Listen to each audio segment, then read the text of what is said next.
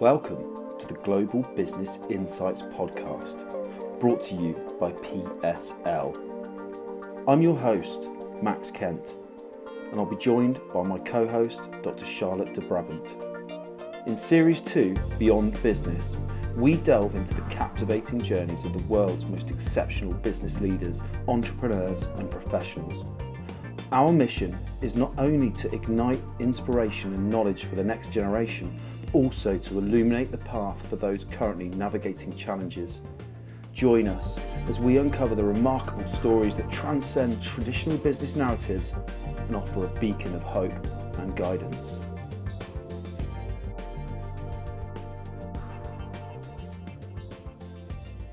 Hi everyone and welcome to the podcast. So today Charlotte and I are delighted to welcome Christian, who's a serial entrepreneur with a passion for impact. So Christian has more than 20 years of experience in sustainability. He's also a philosopher and a business graduate. He's the CEO of sustainability focused company Goodwings, and he's also an ex-army officer and a father of three, which is something that I resonate with. So you have my condolences there. And three boys. Yeah. I've got two boys and a girl here, so yeah, it's never easy, is it? So we'll be talking to Christian today about his journey to sustainability, his work as a CEO, and some of his thoughts on the future of the planet. So without further ado, I'd like to hand over to my partner in crime, Charlotte, to ask us the first question and get us on the way. So over to you, Charlotte, please.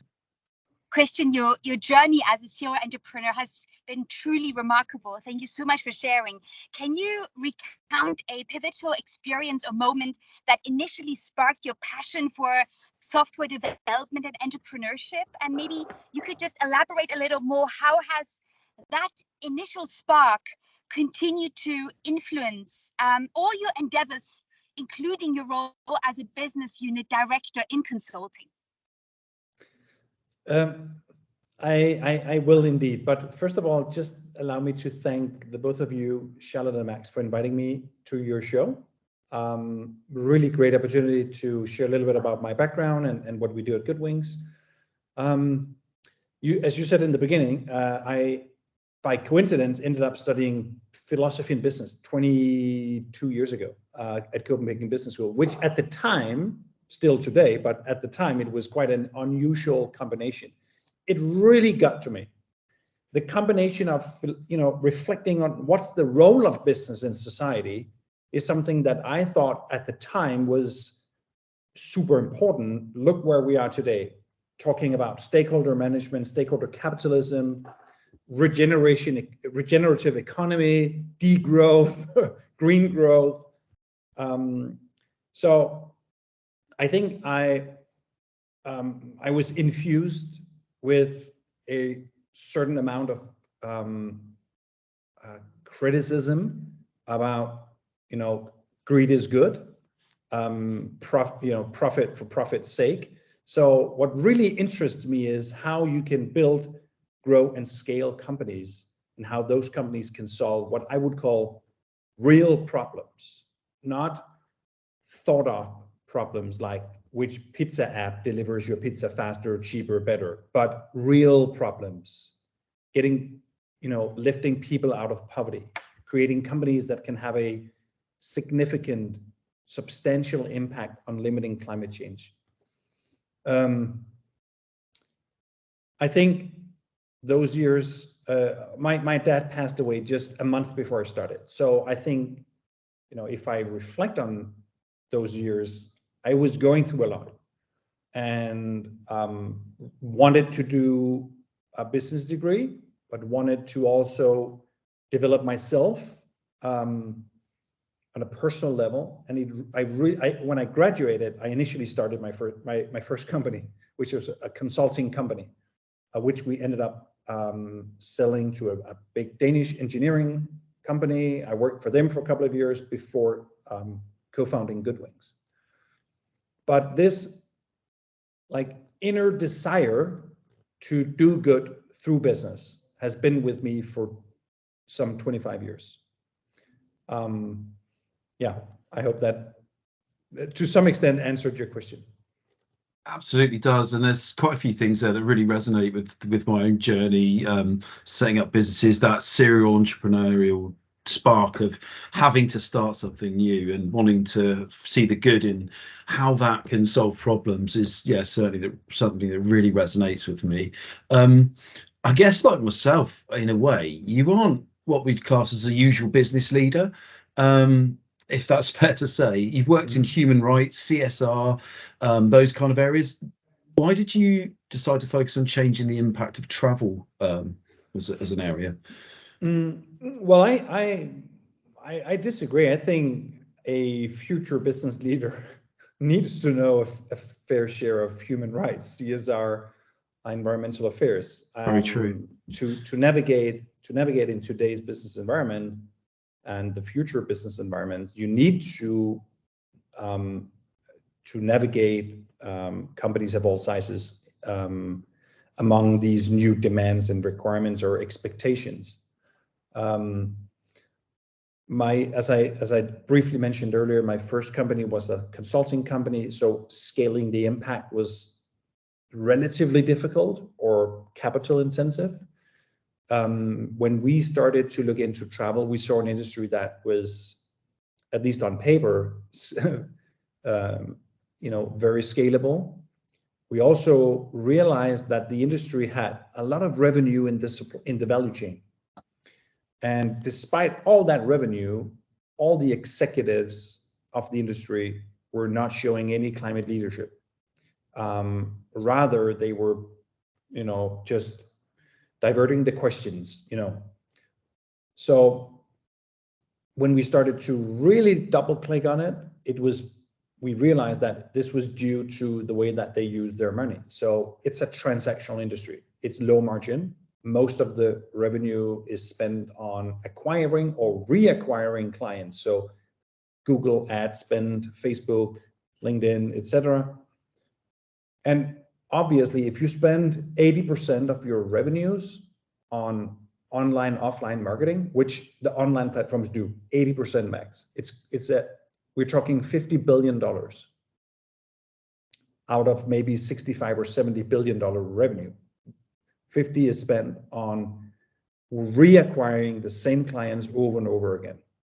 So the whole idea that we came up with was, what if we could introduce a completely new business model where we don't make money from travel, because we basically fundamentally don't want to misalign our financial interest with the interest of the planet.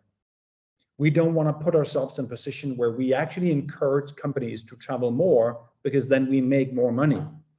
No, we want to separate that. We want to decouple our growth from emissions. And that's where we came up with the idea of introducing a completely new revenue model, making money from subscriptions, and thereby unlocking all the booking commission that we, of course, like any other travel company, generate when we sell flight tickets or hotels or rental cars, trains. And then we give that money back, not as here, put this money in your pocket, because that could potentially fuel more consumption or more travel, but we give it back in the form and shape of climate solutions. So a company might be paying us only $10,000 a year for their corporate subscription, but they might get $100,000 or $200,000 or $300,000 back in the form of biofuel or reforestation credits or other CO2 mitigating, CO2 reducing solutions. The money is there. It's just not being spent on what matters most.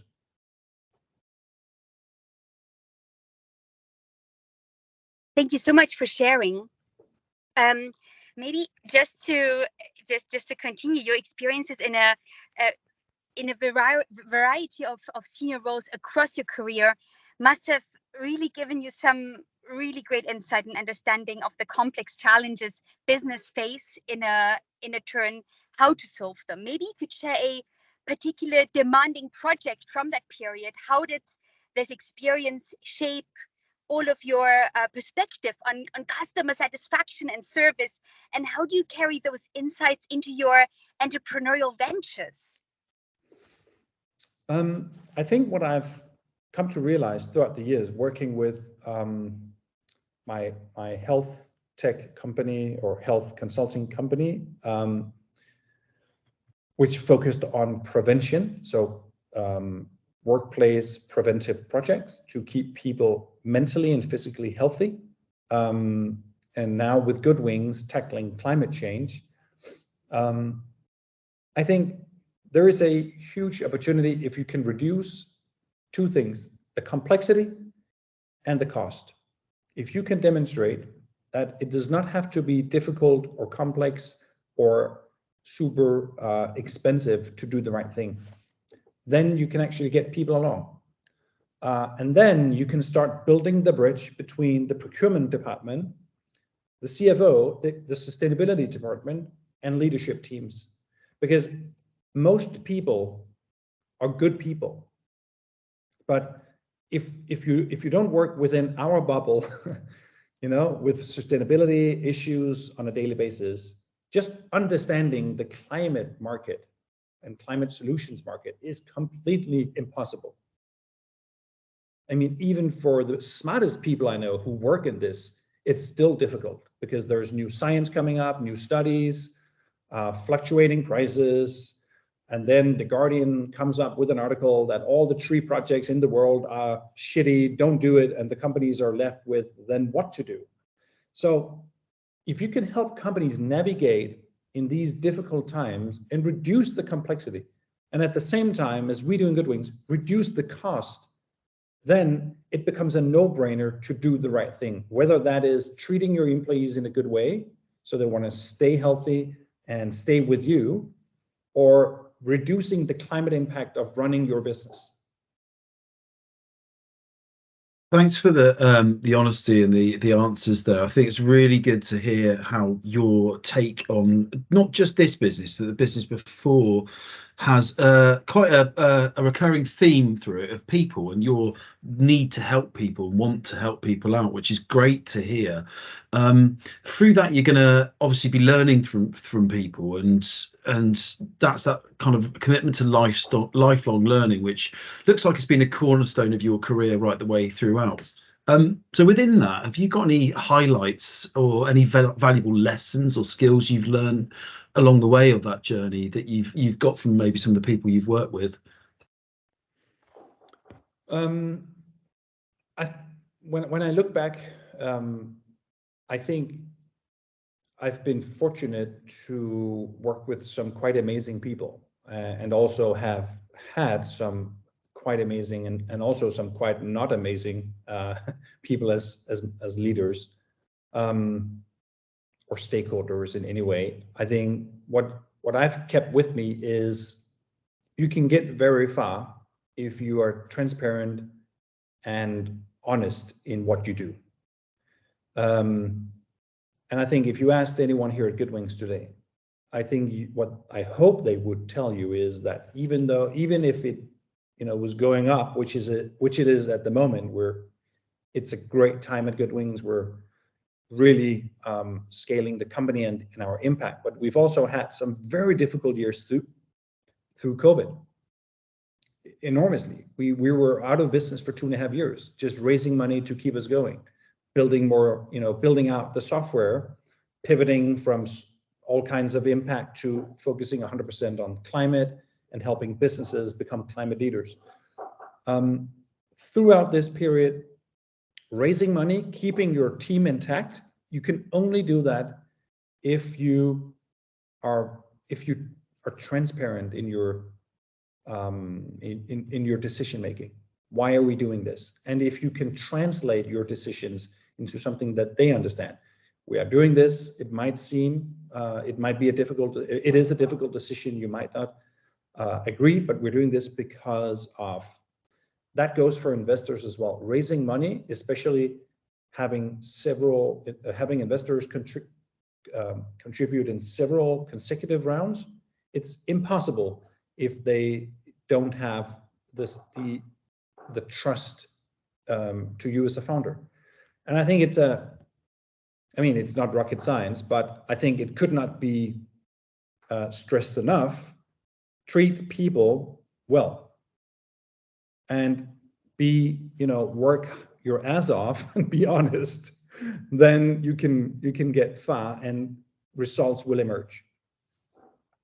Wow, thank you. I love it. And I truly resonate with that. I always tell myself, while others are out there partying, I'm just gonna continue working and be as the most successful person in my field that I desire to be. So yeah, work your ass off. I agree. Christian, maybe just to take it from there, Goodwings became a B Corp in 2019. Can you also elaborate shortly on your journey so far as the CEO of a benefit corporation? Yes, I can. I think we were the 4th B Corp in Denmark and maybe the 10th in Scandinavia. Now we're part of a network of 200 plus Scandinavian B Corps. So kudos to Nille, who is leading the B Corp movement up here. I mean, the values within the B assessment and the B Corp philosophy is something that I started working with, as an activist, a student activist 20 years ago. And suddenly I met a community of business leaders, entrepreneurs, investors, academics that shared this idea that we should expect more from businesses. So it was like coming home, really. It was like coming back to your roots. Business does not have to be greedy, dirty, noisy. It can be all the good stuff. We were recertified then last year, and we actually increased our score from 86 to 95 points. You can get up to 200, so it doesn't sound like much, but it actually was a quite big achievement because we work as an intermediary. Obviously, we don't own the airlines. We don't own all the hotels that you book through us. So as an intermediary, you're relatively limited in how many points you can get, as opposed to if you're, let's say, Nespresso, who owns the entire value chain of producing coffee. So 95 points as an intermediary is a testament to Goodwings taking some quite radical decisions, saying goodbye to our revenues or introducing a new revenue model, at least. I think for me, being part of the community was not driven by making it easier to get businesses, because to be honest, many of the businesses that come to Goodwings still to this day don't really know what it stands for. But it gave me the opportunity to be part of a community of like-minded people. I think I would not have been able to continue in those tough COVID years if it was not from the support from these amazing people in that space. So it has had a huge impact on me as the founder and CEO of a B Corp to be part of this community, both the European, North American B Corp, but even more so the Sistema B, which is the Latin American sister organization to B Lab or B Corp. Sistema B has a very beautiful holistic approach to impact, not focusing so much on the B Corp assessment of companies, but thinking also about community building, capacity building, working with institutions, educational institutions, the academia, and so on. So they have a very holistic approach to nourishing impact in many ways. It really sounds like a fantastic journey that it takes you on, actually making that decision to choose to be that company and act in that way along those criteria. It's a fantastic way to go, I think, and again really resonates with me. I'm sure many of the listeners. Along the way, though, I'm sure you'll encounter some setbacks. I guess they're an inevitable part of the entrepreneurship journey. Could you describe a challenging moment, perhaps, where you encountered some of these challenges along the way? How did that maintain your determination and help navigate you through some of those obstacles to get to where you are now and achieve that vision?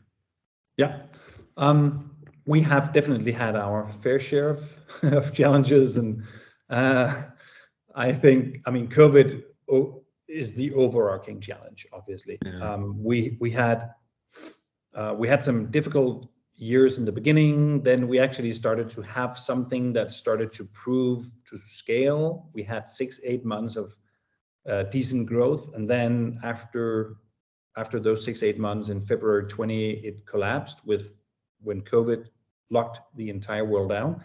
And then in those 2.5 years, it was like lock up, lock down, lock up, lock down. It was like, okay, I don't know. Can people travel in the UK? Let's let's call them. No, they're in lockdown. Okay, let's call Sweden. So it was enormously stressful.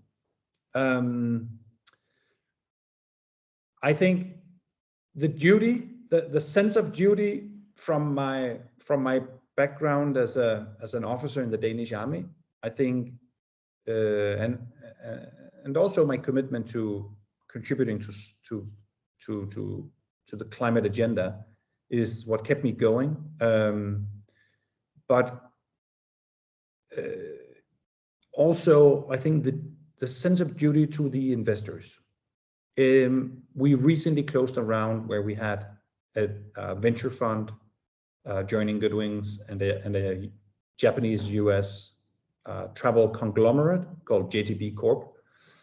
But in the first many rounds of capital raises, it was people's money, like some of them more wealthy than others, but people who are trusting me with some of their money. And I don't think you should take that very light. I think you should work your ass off, as Charlotte put it earlier, because it's what needs to be done.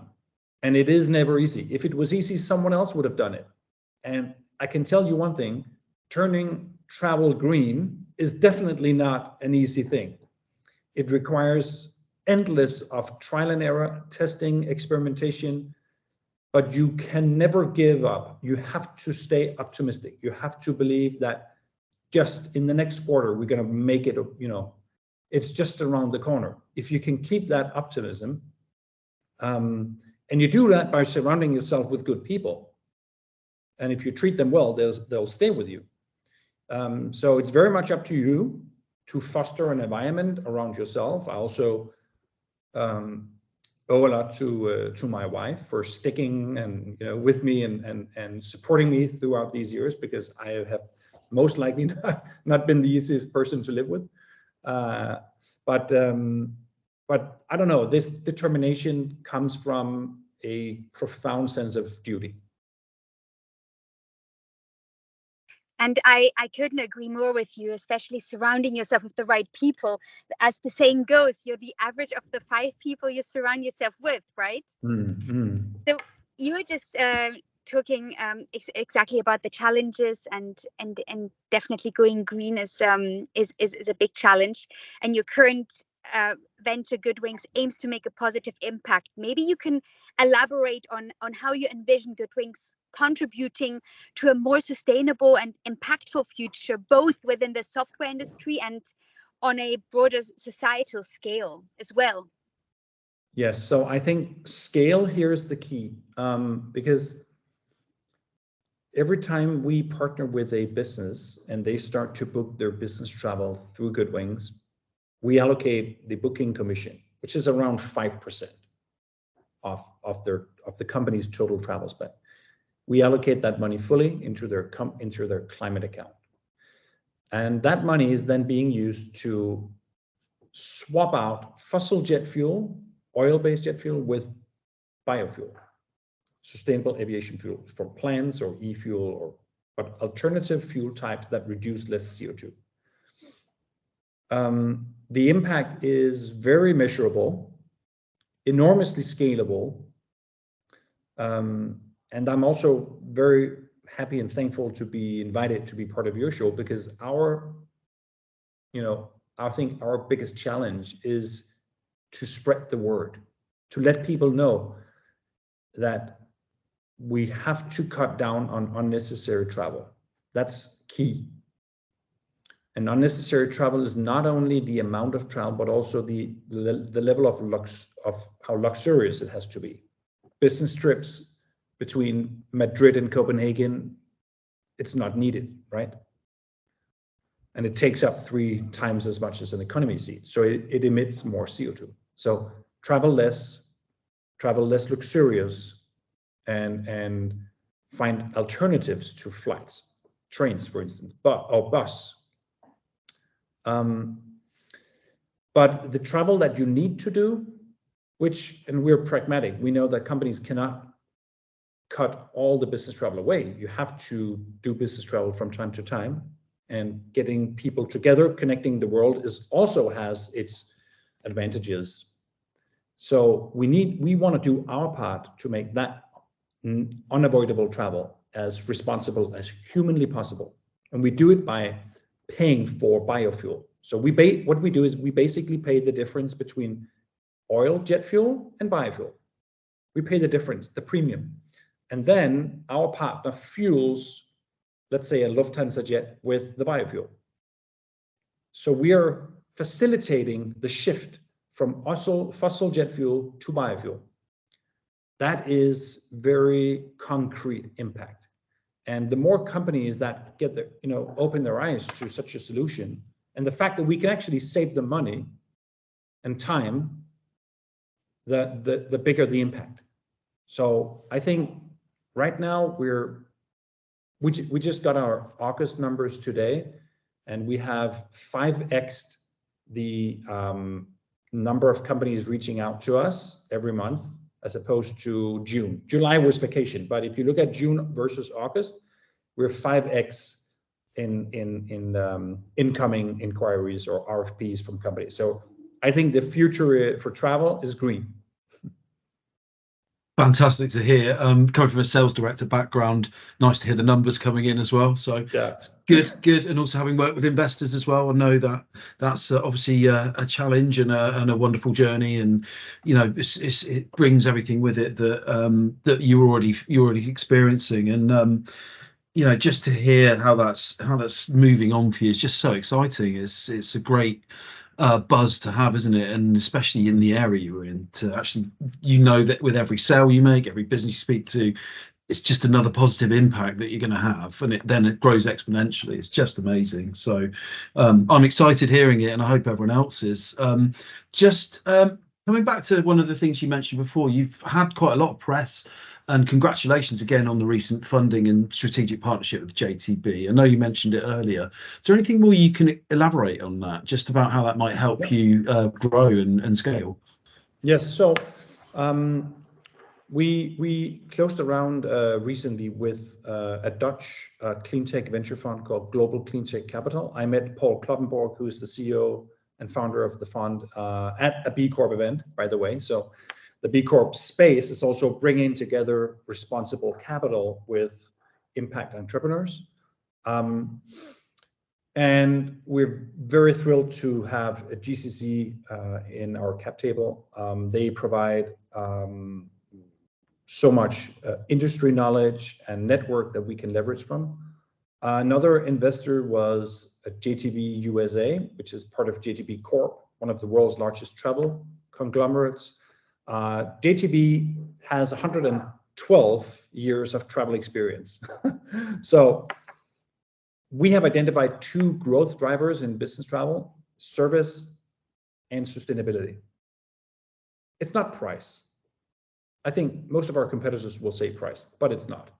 Everyone sources from the same databases. Everyone has more or less the same competitive rates. What you win or lose on customer care and sustainability.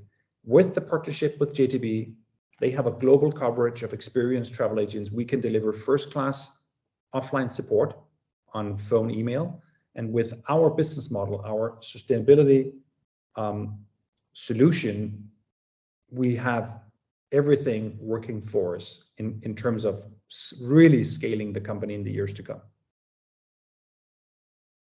So yeah, we're very, very happy about this recent round, and we're starting to see the results coming in, hiring people, and basically putting everything together for rapid, but still at the same time sound growth, if you know what I mean, Max. Not to just grow too fast, so you lose the culture or you lose you risk losing the clients that you just brought in. So we're trying to do everything in a well thought way.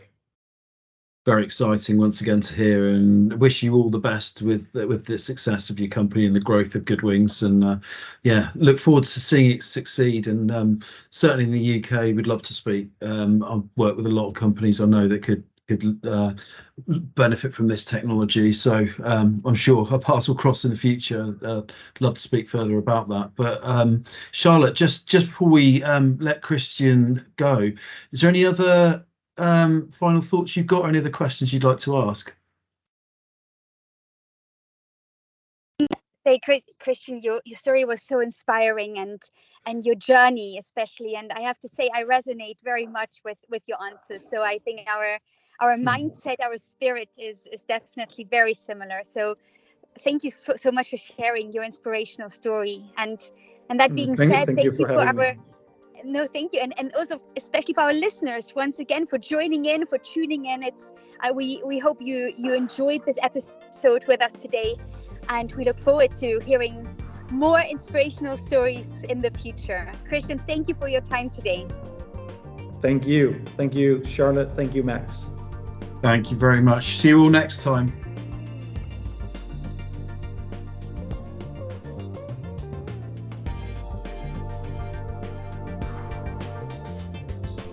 Thank you for joining us on this enlightening episode of the Global Business Insights podcast. Stay tuned for more inspiring stories and valuable insights that will continue to guide and uplift you on your journey.